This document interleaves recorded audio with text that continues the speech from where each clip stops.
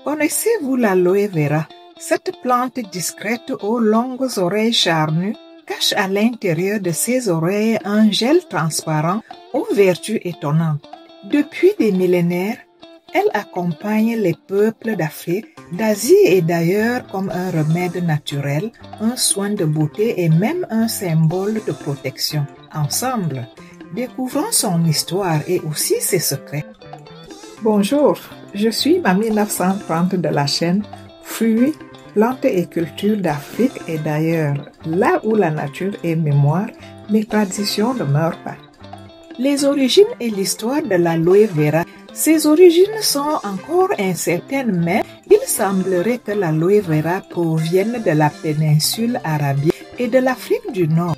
Depuis l'Antiquité, en Mésopotamie, en Égypte et en Grèce antique, il était déjà utilisé dans les médecines traditionnelles. Et les Égyptiens l'appelaient déjà plante de l'immortalité. Ils l'utilisaient dans les rituels funéraires ou encore pour la conservation des corps. Et les Sumériens, les Babyloniens et autres peuples arabes l'utilisaient déjà pour ses vertus médicinales et cosmétiques. Il y a de cela plus de 4000 ans. Le saviez-vous?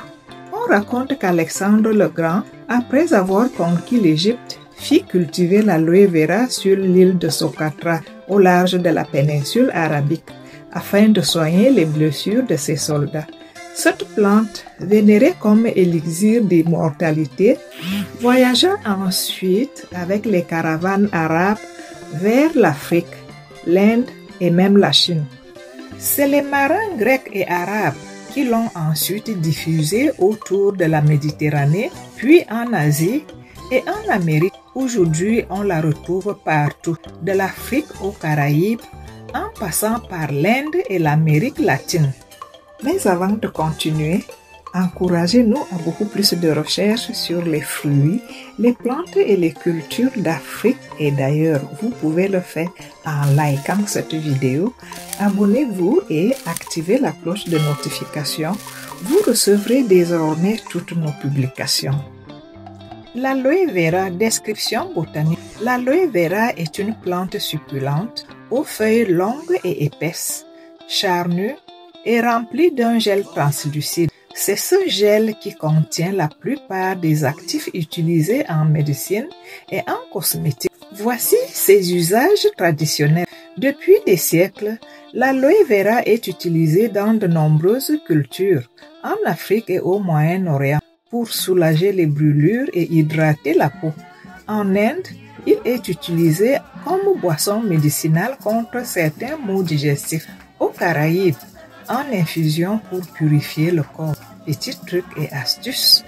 Pour des cheveux plus forts et brillants, quelques gouttes de gel d'aloe vera suffisent. Les bienfaits nutritionnels et thérapeutiques de l'aloe vera. L'aloe vera est riche en vitamines A, C, E, B, en minéraux et en antioxydants. Ses propriétés sont multiples, cicatrisant naturel pour la peau ou encore excellent hydratant puissant.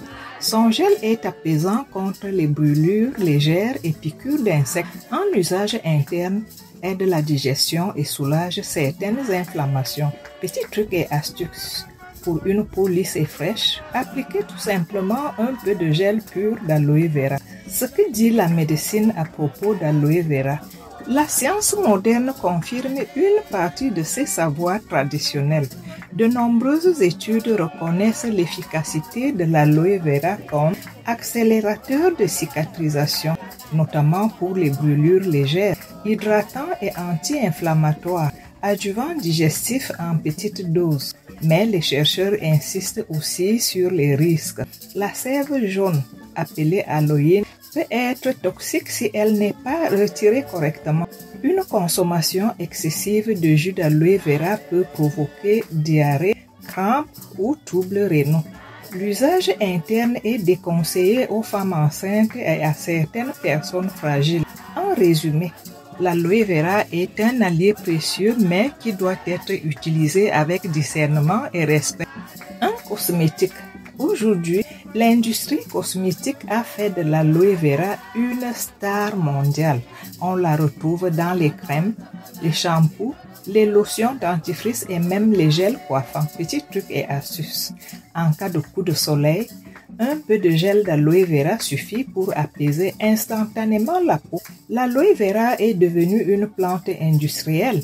Elle est cultivée à grande échelle en Afrique, en Amérique latine et en Asie, principalement pour l'industrie des cosmétiques et aussi des compléments alimentaires. C'est aujourd'hui une plante qui génère des millions de dollars chaque année, avec un marché en pleine expansion. Petite anecdote, chez les Égyptiens, Cléopâtre elle-même utilisait l'aloe vera dans ses soins de beauté.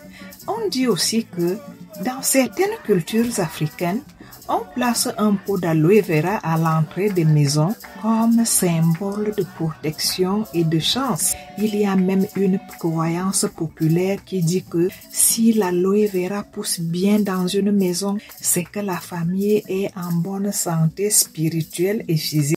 Petits trucs et astuces, en cas de coup de soleil, un peu de gel d'aloe vera suffit pour apaiser instantanément la peau. En conclusion, l'aloe vera est bien plus qu'une simple plante. Elle est un héritage universel, un pont entre les civilisations, la nature et les soins du corps. L'homme soigne avec ses mains, mais la nature, elle, guérit avec ses plantes. Alors, la prochaine fois que vous verrez un aloe vera, souvenez-vous, derrière cette plante modeste se cache un trésor millénaire, toujours prêt à nous protéger et à nous embellir.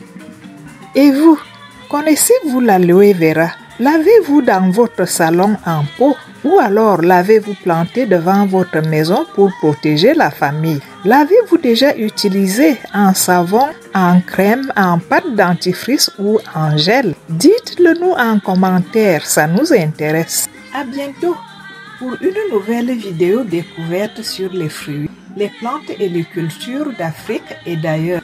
En attendant, regardez nos précédentes vidéos.